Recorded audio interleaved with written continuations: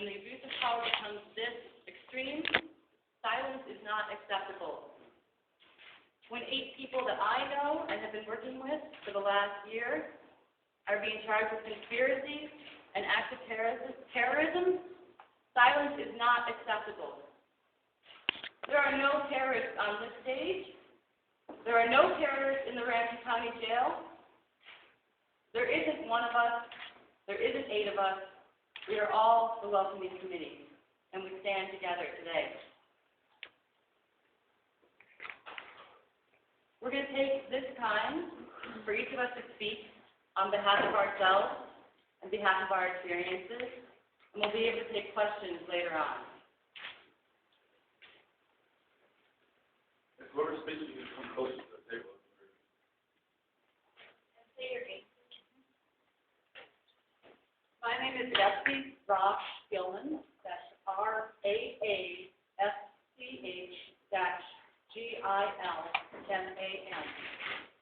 I'm a lifelong resident of St. Paul, and I am a nonviolence trainer.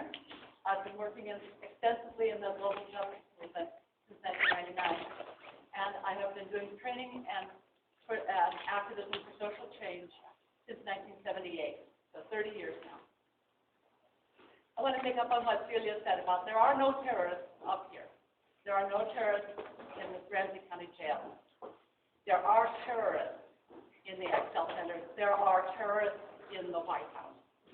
And that's why we organize these protests. The house raids that we saw in Minneapolis and St. Paul this week are very similar to the house raids that have been carried on by our Marines in Iraq and in Afghanistan and in other places around the world. The government cannot carry on a repressive foreign policy without it coming home to roost in the United States as well, and that's what we're seeing this week.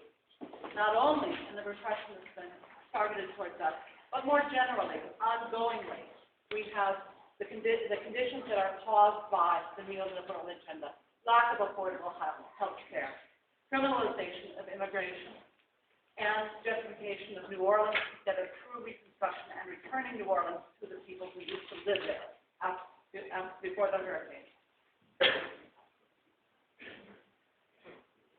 So when the people who are directly responsible for these acts of abuse of power come to the Twin Cities, my hometown of St. Paul, I need to speak up. I owe it to my friends in other countries.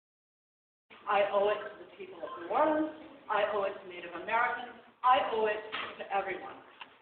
And that's what I've done. I have a responsibility here.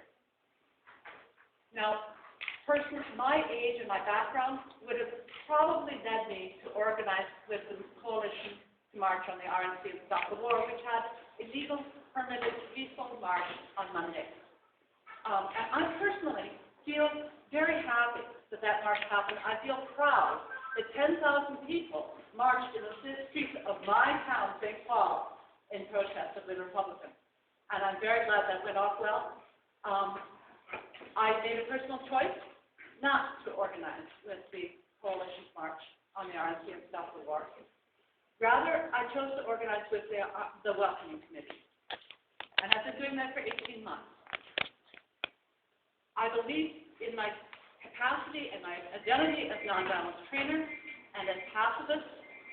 I believe that the limits of what we talk, the kinds of tactics that we talk about when we think of nonviolent direct action need to expand. We need to escalate in view of the rather serious crisis that our country is facing. We need to improve our ways of non-cooperation. We need to take it further than it has been taken so far, and that's why I organized with the RNC Welcoming Committee. I'm interested in expanding and improving the kind of nonviolent direct action that we do.